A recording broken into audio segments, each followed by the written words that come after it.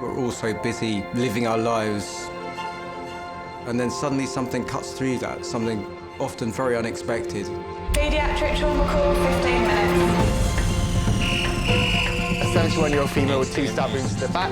He was found to be in traumatic cardiac arrest. I can't feel any pulses.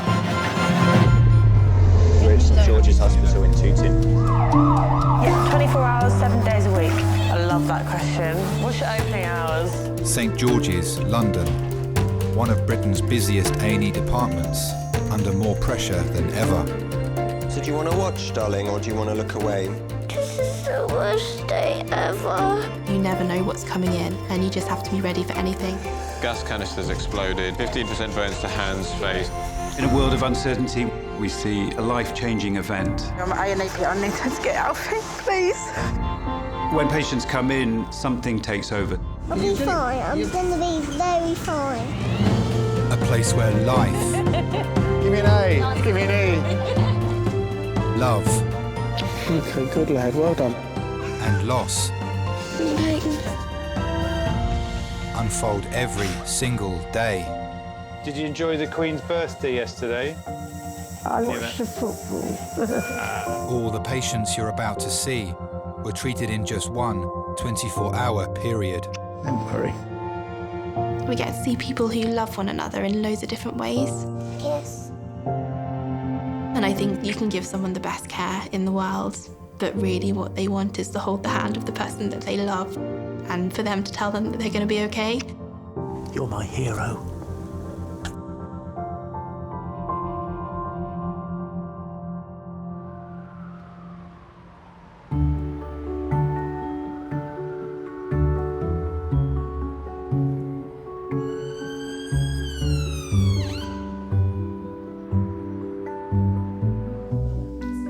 How can we help tonight? Basically, I've got the back of an earring caught in my ear. In the earlobe itself? Yeah. I'll tell you what, we can probably watch the game. Come on, you little devil. You know you want to come out. Come on, Ronaldo, don't score. Come on. Okay, it's getting closer. There you go. Is it out? Well done. Wonderful. Look at the colour of it. Yes. Boom. Hello. Drama? On call in resus today is 27-year-old anaesthetic nurse Marjorie. Do you get scared at work? Terrified. It's still very new to me. Where's the break? Even months after being in the job and seeing so much. He has fractured his lower palate. His teeth are completely out. When the bleep goes off to report to A&E, you still get that. What's the trauma? Start back. You can never anticipate how your shift is going to go. Around 10, we were stabbed with the kitchen knife on the left back side there. Some days can be really stressful, but I love it. Where are you from? Dublin. Even though you're emotionally exhausted by the end of the shift, you're still happy that you got through the day, and it's rewarding to feel like you're part of a team that does make a huge difference in somebody's life.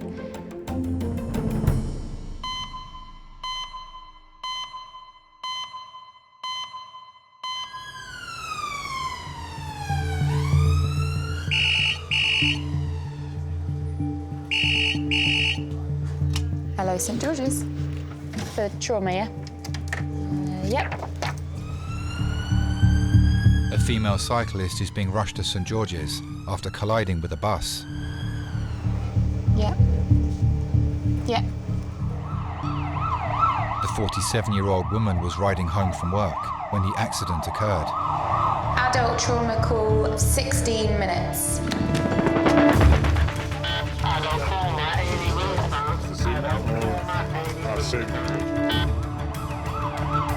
The woman's husband is on his way to the hospital after being contacted by police.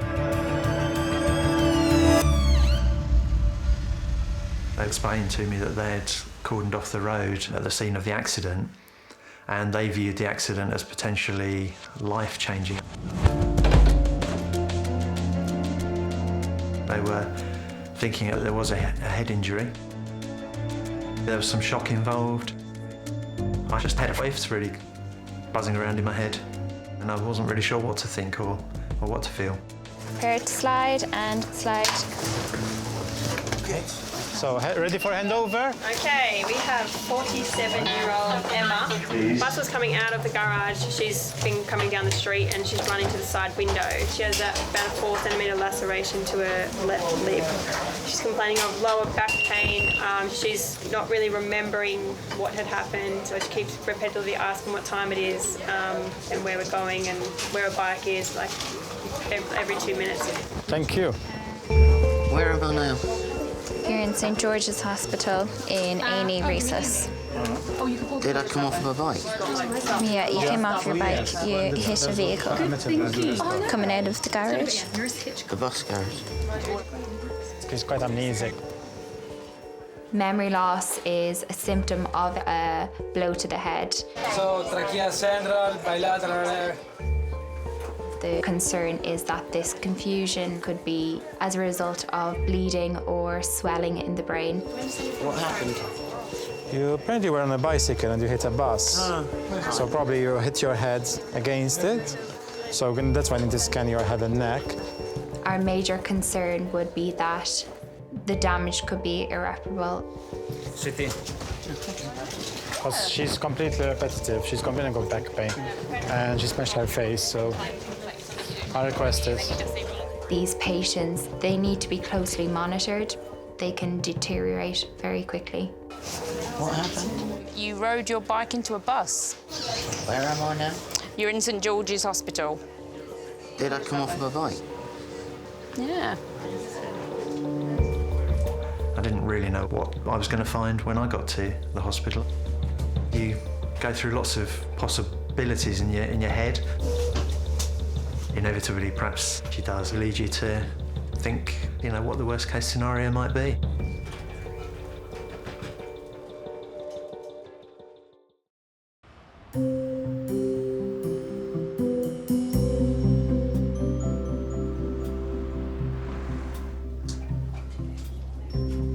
When you were away, it took me 3 hours to dust that living room. Why are you dusting the living room for? Because it was all dusted. I've got my name in it. 87-year-old Pamela has a suspected blood clot in her leg. She's come to A&E with her 23-year-old granddaughter, Cleo. You don't need to be doing housework. That's what you've got home help for. You don't tidy up for the cleaner to come, do you? Only you. You know how some people have photos on their phone of like their cats or their babies? It's like me with my nan. I've got a funny photo of you. Good girl. It like moves. Let me show you. I have all these photos of us together and she's always my background and I'm always showing photos of her to other people. Here we go. Oh, I don't look too bad, do I? I haven't got my collar on. We're really similar. I think that's why we get along so well. We're always just like having a laugh. It's funny, isn't it? I think because my mum's the youngest and then I'm an only child, and so us three were just together a lot, quite a lot when I was younger. Have you seen some photos of Mum? Eh? Mum? Oh, that's nice. I feel so lucky that we can still have the same level of chats that we always could. Like, she's so on it. How are you feeling? That's enough. Her mind is still so independent. It's only her body that's letting her down. I think it is arthritis I get in there. Are you self-diagnosing now? Yeah. You're the doctor now. Yeah, I'm the doctor. We're so close and it just really kills me when she's ill, and everyone knows, all my friends know how much she means to me, because it really scares me.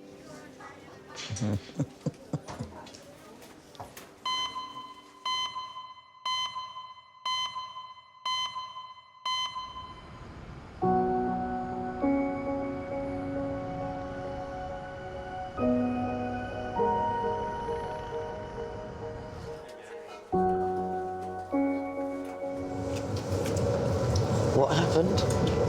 Sorry? What happened? You don't remember? No. Okay. In any case, for the time being, the most important thing is to do the scan. 47-year-old head teacher Emma is in CT after a collision with a bus while cycling home. Doctors are concerned about injuries to her brain, face and spine. Her husband Mick is waiting in the relatives' room. Emma is one of those strong people you come across in life. She's always been very positive, very much a heart on her sleeve person. Wants to talk, needs to talk about things. Always look to bring the best out of people. She doesn't remember anything. No, she's not orientated, but she's alert. She's somebody that's been there for me for the last 24 years. Breathe in and hold your breath. Emma and I met through some bizarre circumstances, really. She was working at an outdoor centre in North Wales. I was living in London, and myself and a group of lads all travelled up to Wales for outdoor activities weekend. Emma was, I think, about 19 at the time. Very bubbly personality. She obviously loved the outdoors as well, so we hit it off straight away. Late 30s? Yeah, that's more, 40. You reckon 40s? I think I hoped fairly early on that Emma might be the one. 47. Oh. Our wedding day was July 1992. Poppy arrived in May of 98. Alfie came along 4 years later. When the children were young, we carried on enjoying the outdoors. We loved being on the beach on holiday, building sandcastles, flying kites, having bonfires. We love finding a little beach that you can only get to perhaps from the sea, and perhaps being the only people there as well. Where am I? You're in St Georges Hospital. Looking back, I'm very fortunate to be married to her and to have spent so much time with her.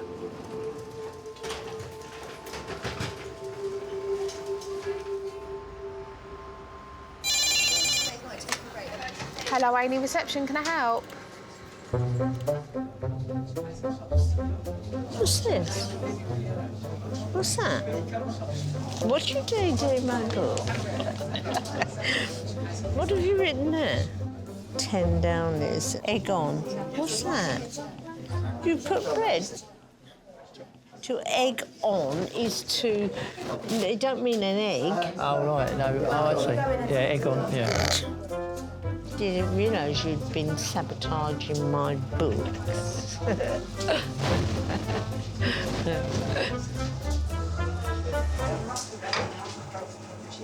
Oh.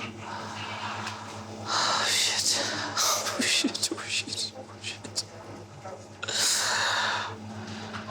Es que siento el dolor constante en la espalda y es como si me estuvieran ahí dando... Y el dolor se me ha bajado a las piernas. Mira, ya lo tengo aquí en el culo. 33-year-old Josh has come to A&E with severe back pain. He's with his husband, Isaac.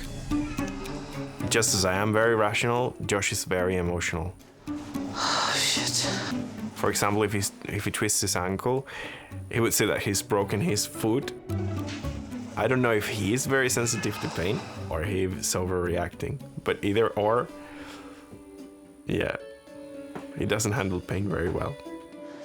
Y yo ya no sé qué hacer, porque de verdad, te lo juro por Dios. When I'm in agony, I only can think in Spanish. Los embarazados les dicen que el nable funciona. Pobrecillas, me las imagino con este dolor y un bombo. Pobrecitas. The first thought is, please, God, kill me right now. Now. I cannot handle this. Si tuviéramos que parir, Dios mío de mi vida. Para mí sería lo más maravilloso del mundo. Y creo que estoy desvariando ya. Joe's you, please. Yeah, it's me. Thank you. Just turn left. We met online in a chat room when there were chat rooms really long ago. I just joined to a chat and he was there. And I was thinking, oh, what a nice guy. But I was not thinking about, oh, he's the love of my life or something like that. So we started sending emails, chatting, and then talking on the phone. And that's how we met. Yesterday night, I was doing my exercises and suddenly I had like an electric shock in all my back and I couldn't move. I couldn't move at all. Right, okay, yeah. First of all, we need to give you some more pain relief, okay? Then we need to get you to take your trousers, socks and shoes off. So you need to put this gown on. We've got that far. Okay. I'll get you a bowl to do a little bit of urine in it, if you can do that. And then I'll get you this pain relief. Is that better? Okay. Okay. Yeah, I feel better. Okay, brilliant. Thank you. Okay.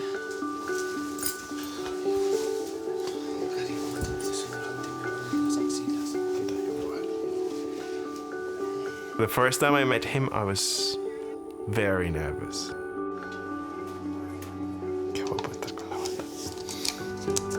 We met in a train station in Madrid. I was coming out of the train and going up, I think, through some stairs. I never, ever believe in love at first sight.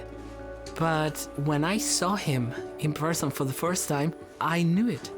I thought, oh my God, what a guy. I was in love with him since the first second, so I kissed him.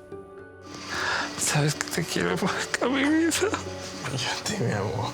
No te pongas a llorar. The best thing about meeting Josh was that I was coming out of an environment where I was focused on one single thing, and that was religion and our beliefs, into a world of the unknown to me. But it looked like he had it all sorted.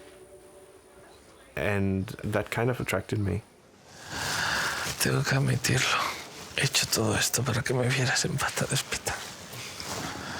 Porque estoy muy sexy en pata de hospital.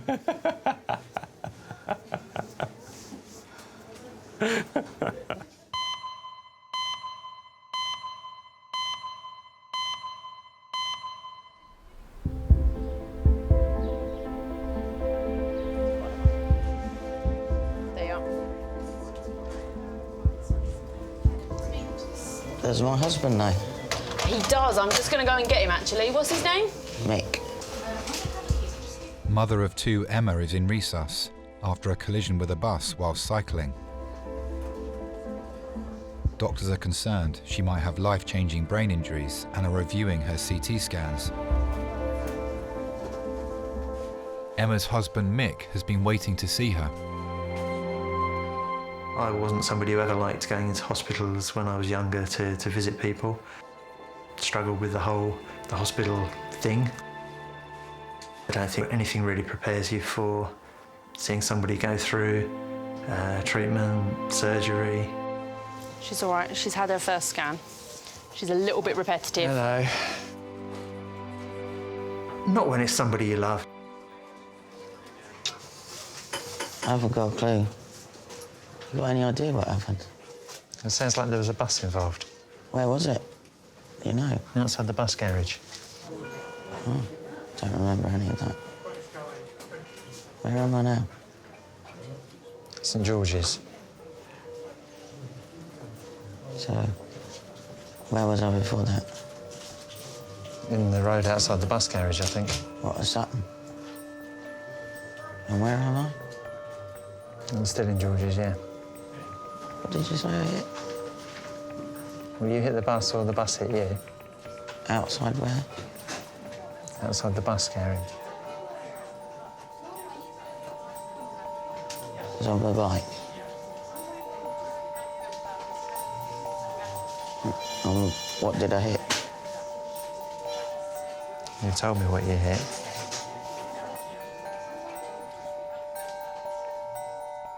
Obviously, Emma was going through some sort of trauma.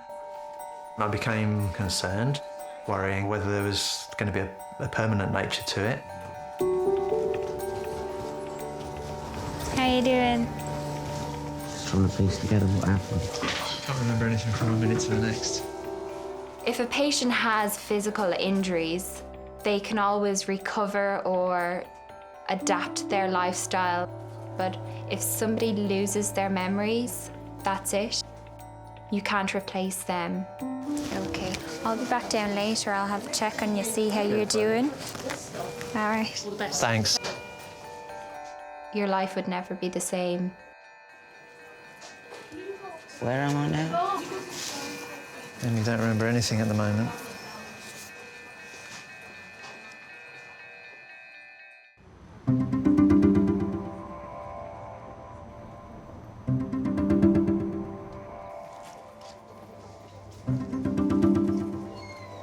Is there a Pamela? Oh, that's us. Yeah, one sec. Oh, sorry. I need to get better at driving this. Pamela has come to A&E with a suspected deep vein thrombosis. Her granddaughter Cleo is with her. Right, I'm Marion, one of the doctors. Nice to meet you. Okay, and you're her granddaughter. Right. Today, what they referred you in with was whether you were having, if you had any blood clots to the leg. But you've had previous blood clot before? On her lungs, yeah. She was in Brompton for that. Good, It's okay. a few years ago now. And who normally looks after you? My mum's normally around quite a lot, but she's away at the moment. Okay. So so you're helping out. Yeah. Okay. Very good. Since I've come back from university, I've been trying to help my mum more. We're always calling each other, trying to make sure, has she got enough milk? What can we do? Right, can I have a listen to your chest and examine you? Can you envisage the fact that one day she might not be here? I can't really. No. I don't know what me and my mum would do, really. It would be like a huge, huge chunk out of our lives. And let's have a listen.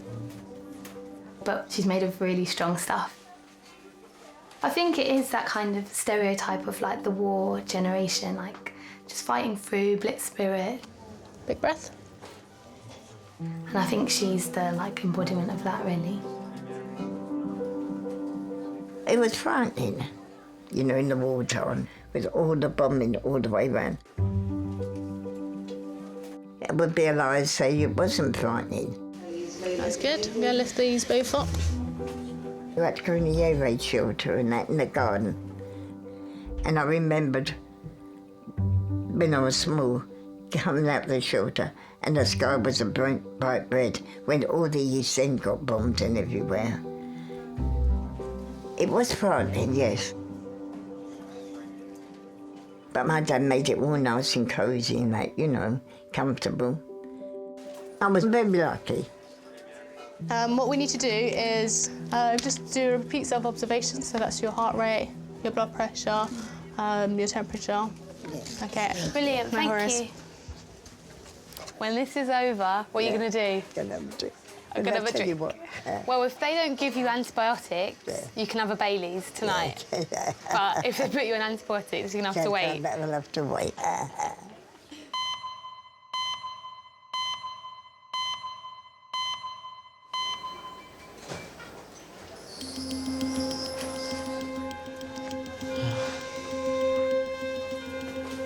Where am I now? Still at St Georges. Emma is in resus with her husband Mick after sustaining serious head and facial injuries in a collision with a bus.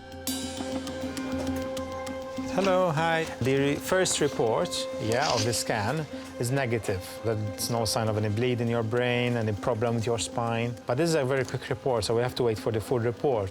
And some injuries might crop up because they need to go through all the images. Yeah? All right.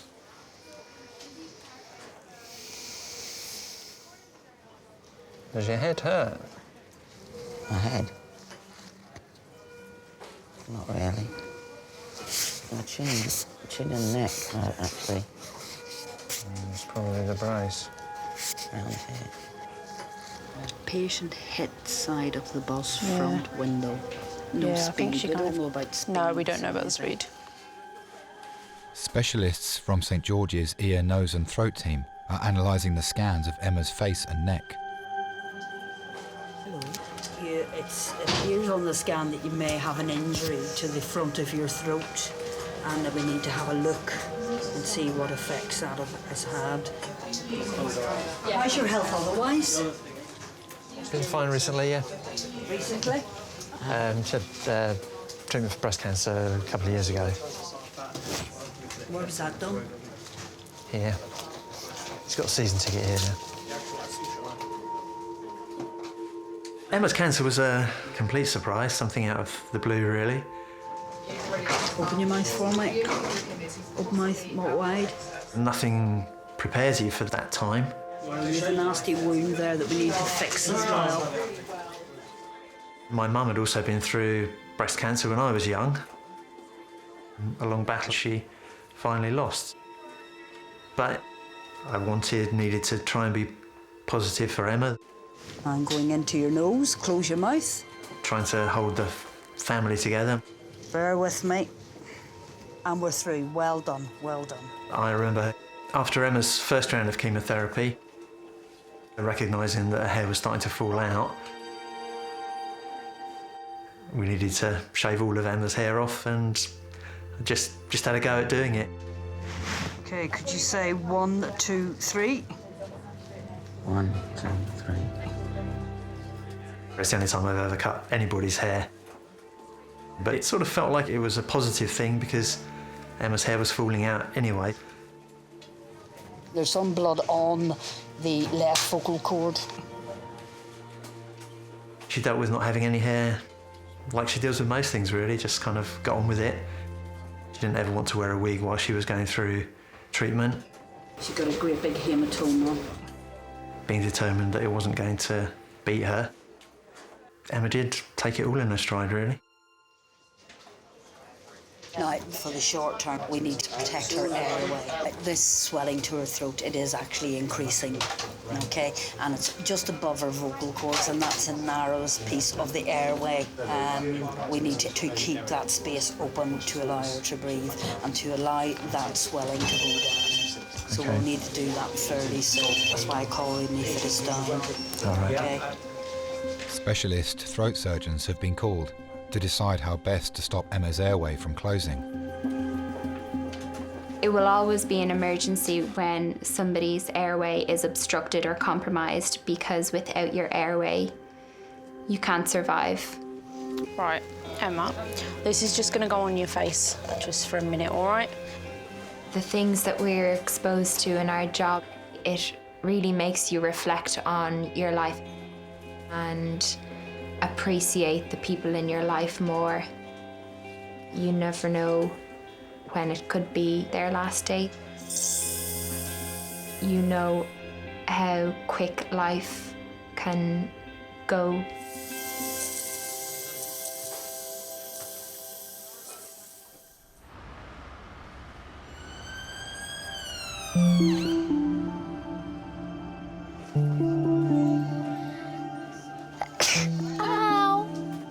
Bless you, thank you. Sorry. Does that hurt? Yeah? Because I kind of jolted.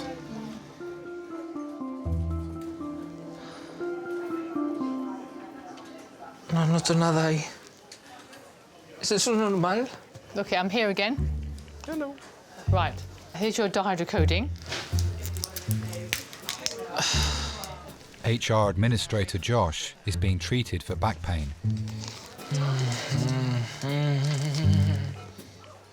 He's with his husband, Isaac. Ayúdame, por favor. Piernas arriba. Me tienes que levantar las piernas, por favor. Yo me voy bajando, pero tú levántame las piernas. Por tu padre, por tu padre, por tu padre.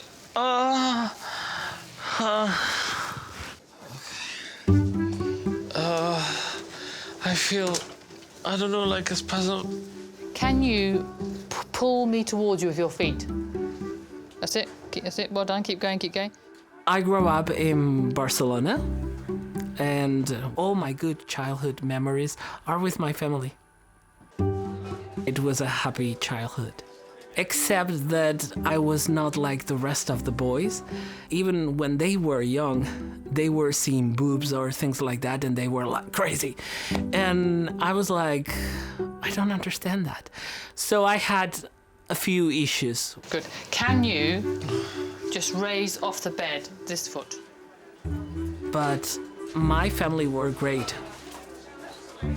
My mom knew, and my dad accepted. That's brilliant. Okay, lovely. And down again, down again, down. You can do some reflexes on you, okay? Yeah. In Isaac's case, his parents, they prefer to think that being gay is a sin and you have to stop talking to this person, even if it's your kid. I am a Christian. I was raised as a Jehovah's Witness, but I'm not a Jehovah's Witness anymore. All right. You tell me if you can feel me touching you and whether it feels the same on both sides, all right? Yes. Yes. Yes. I think I knew from the very beginning that I was gay, but I still had the hope I could beat it. But it became evident I couldn't hide it anymore. It's something that is built into you. You cannot decide over it. Next thing I'm going to do now, do the same thing again, but this time I'm going to do it with soft touch, okay? Like this. Yes. Yes. Yes. So I came out, and I was 23 when my parents decided that I had to go out of the house. Yes. I sent an email to my mom, told her everything. And then the next thing that happens is my dad replying to that email saying that they had called the elders of the congregation so that they could meet with me and that I shouldn't contact them anymore. After a while, I was expelled from the congregation, like disfellowshipped, and I didn't have any more contact with my parents. Okay, that's very good. Okay, excellent. You can relax now. That's fantastic. Well done. Well done. Good. For a time, it was very painful. But Josh and I met slightly before my parents told me to leave. And he stood by me. And I still thank him for him.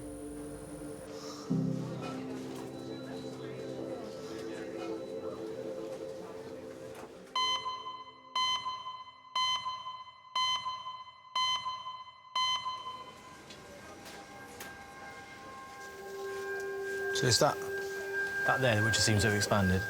Yeah, all this just doesn't look great. Earlier in resus, doctors discovered a dangerous swelling on Emma's throat. Surgeons are assessing whether she'll need an emergency operation to protect her airway. We got a message from Poppy. She says, "The Lord bless you and keep you. The Lord make his face shine upon you and be gracious unto you."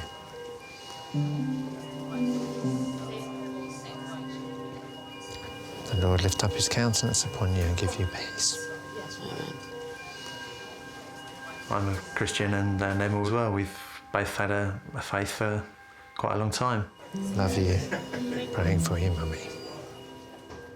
It's something perhaps that you call upon more in those sorts of times of need or desperation. So let's correct me again. I was cycling home from work.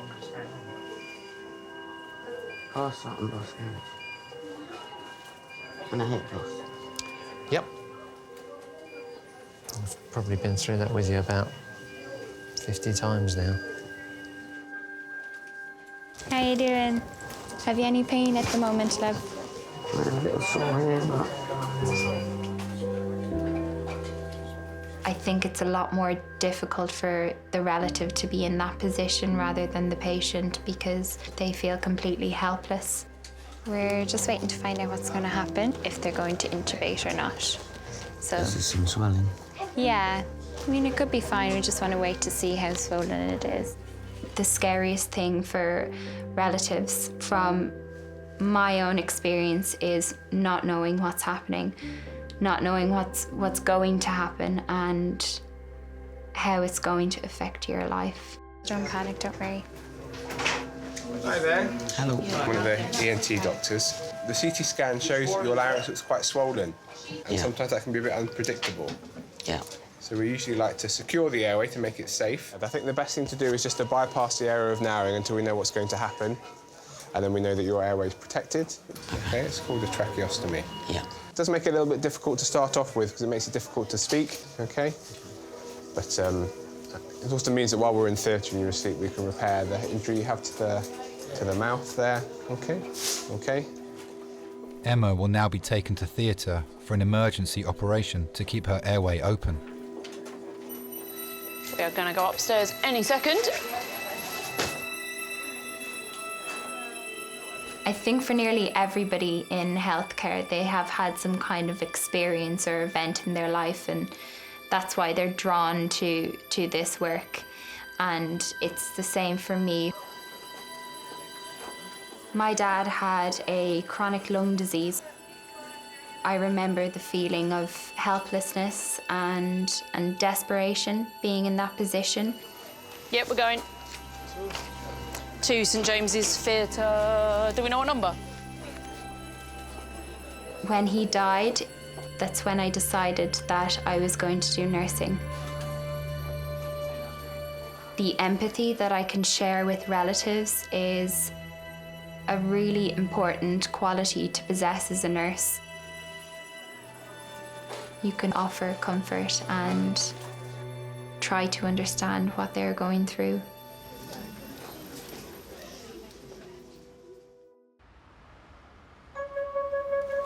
Transport lounge. Transport lounge. Thank you very much. All right, no worries. Thank you. I can't eat this. Why? Horrible. Cancel. Loose. Yeah? It's called the Discharge Lounge. Oh, yeah, that's fine. Yeah. Discharge lounge. Right, if I take a bite, you can take mine. Yeah. In other words, if I die, you die, yeah? Yeah. Let me see you die first. Discharge lounge. Departure. Departure lounge. Oh, my God. This thing stresses me out.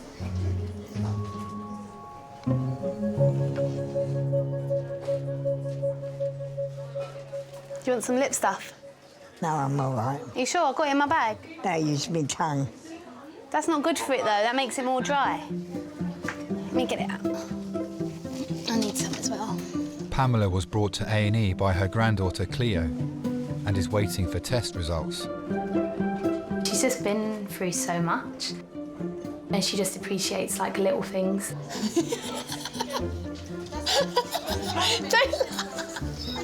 She's always just like quite pleased with what she's got. Hi. Have you had an ECG done before? Oh, yes, I did them the other day. Yeah. Just have to pop loads of stickers on you, that's all. Oh, yes, yes. She wants everyone else to be happy. That's her main thing. Poor girl, she's been away 5 months holiday and then she comes back with the hospital with me. Well, at least I had a holiday. Where were you? I was in South America for 5 months. I think a lot of people's ideas of what a grandparent will be like is a bit more like, oh, you should be saving up and doing sensible things. But she's always been like, go and experience things, do what makes you happy. I said that when you're my age, you think, oh, I've done so-and-so. All I can say, I was in the land army. That's still impressive. What'd she do? She was in the land army after the war. All you can see. I was in the land army, market gardening. We had to do haymaking, all that sort of thing. Other different jobs, you know. I went up Oxford Street to buy a red overcoat. 1947 this was. Before I knew it, I joined the land army. Oh, it was the happiest time of my life. You met good friends. So I was one of the girls who thought, I'm going to get out of Battersea, see a better life. And we had the German prisoners of war helping, the Italian prisoners of war. And if it was a cold day, the Germans would make a nice fire, and somebody must have got some potatoes from somewhere, and we would have these potatoes, you know. I'll leave the stickers on you for now, just in case they want another one, OK? Oh, yes, thank you, Bavon. Yeah, it was good time. Right, so good news. So that's come back normal.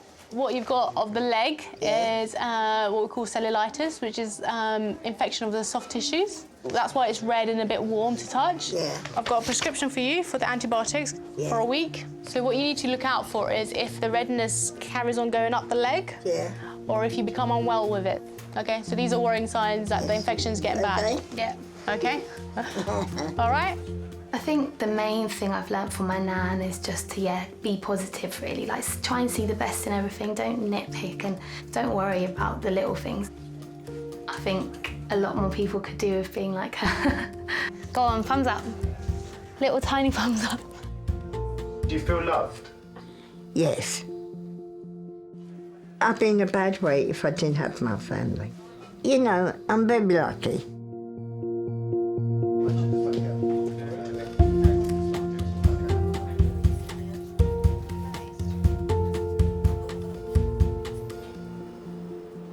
Que me esté muriendo. Que no he podido ni ducharme ni bañarme para venir aquí. I hear laughter.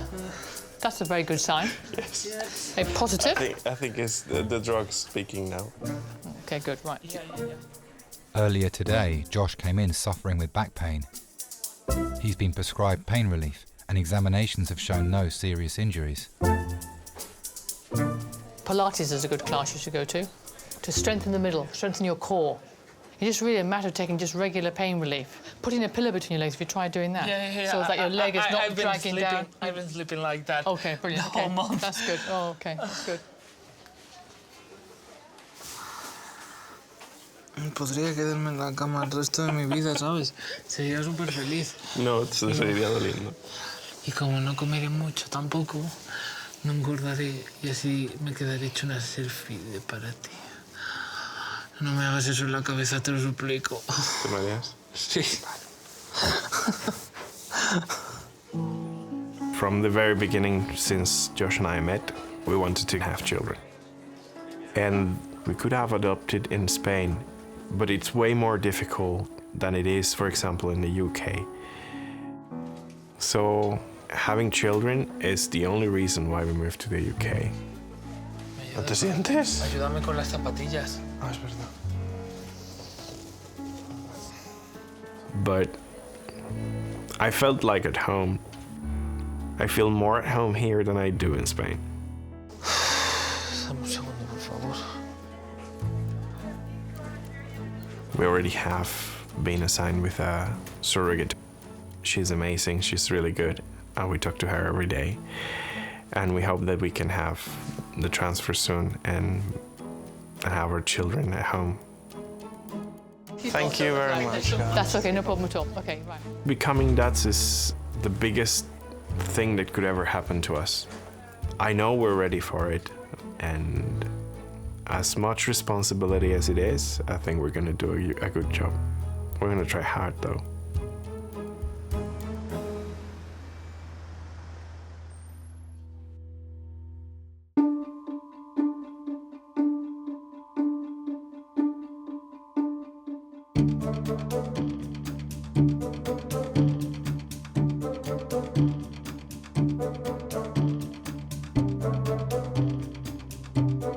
They bought me all my DVDs and all my books. And I've got 3 bottles of Bailey there from my grandson.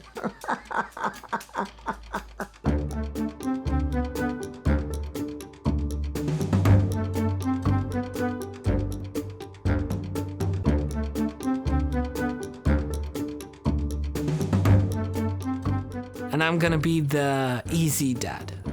I'm gonna be the one saying, okay, I'm gonna buy you this, but don't say anything to your dad. And Isaac is gonna be the one, oh, you didn't do that? Go to your room right now and think about it.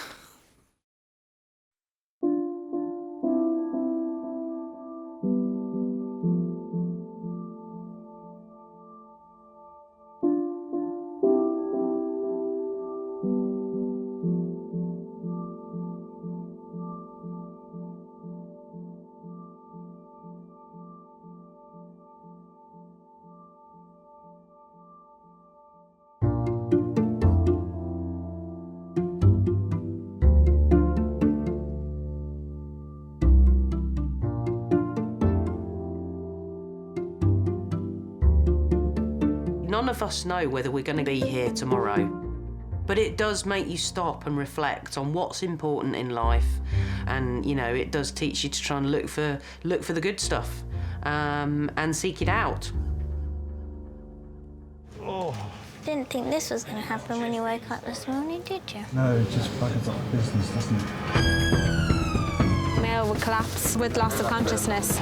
I saw on the other side of the road there was a man on the floor. And then I recognised the dog. It's like a slow motion that I realised that it was my dad. Why is your heart rate going up?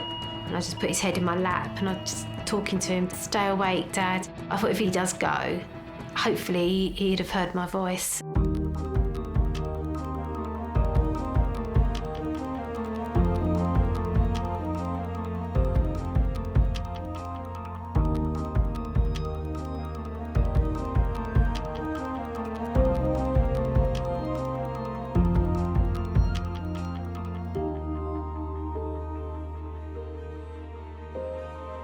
Thank you.